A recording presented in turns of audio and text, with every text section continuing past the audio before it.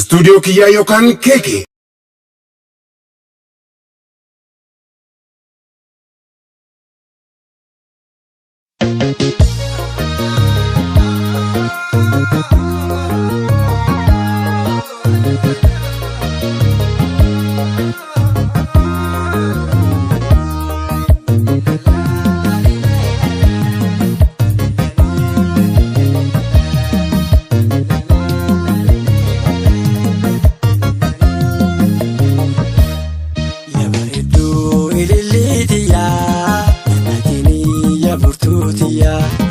Asirabe julma kiyan yadakanke baharabiya yadakanke baharabiya yabaredu ililitiya nakini yaburtutiya Asirabe julma kiyan yadakanke baharabiya yadakanke baharabiya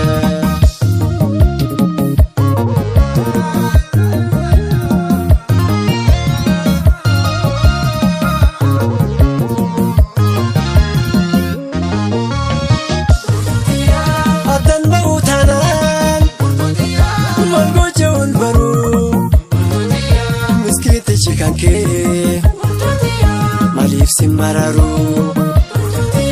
jeti balalitu enyuma tume rajiba yerga adanam nendune yabaredu ililitiya nakini yaburtutiya asirabe julma kiyan yadakanke baharabiya yadakanke baharabiya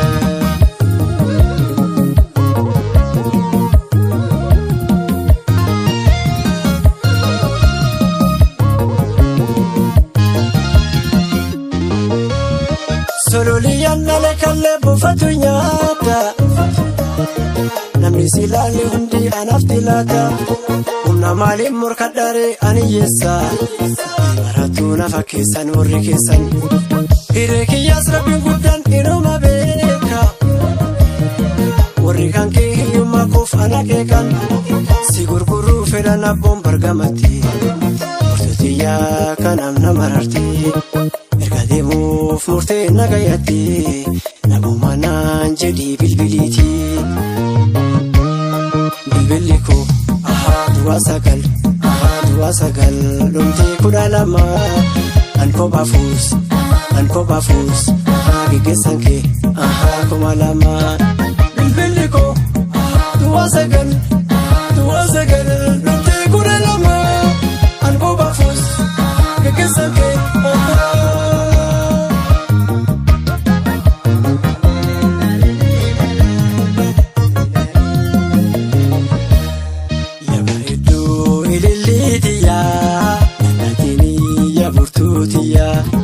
Asirabe julma kiyan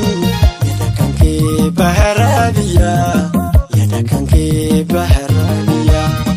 yabaredu ililitiya nakini yaburtutiya Asirabe julma kiyan yadakanke baharabiya yadakanke baharabiya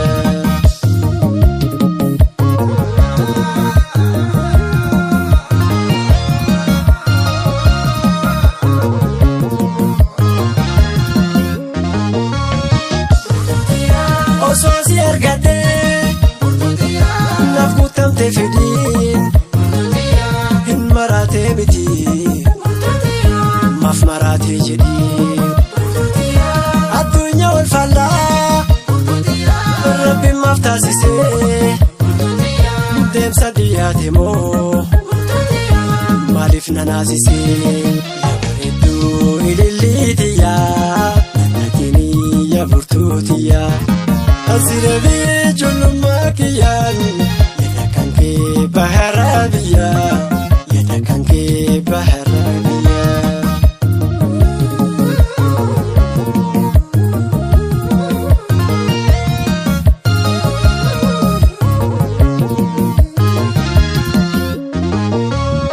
Sololiyan nalekalle bufatunyata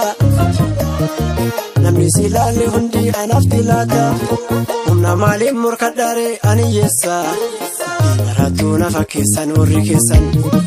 hiree kiyyaas rabbiin guddaan inuma beeka warri kan kee hiyyummaa koof ana qeeqan si gurguruu fedhan abboon bargamatti murtotiyyaa kanaaf na mararti erga deemuuf murtee nagayatti namuma naan jedhii bilbiliiti irra taa'uuf nafseetiyyaa irra kaa'uuf baatee kalleetiyyaa nangatini na birmadhu maaloo burtutiyyaa irra taa'uuf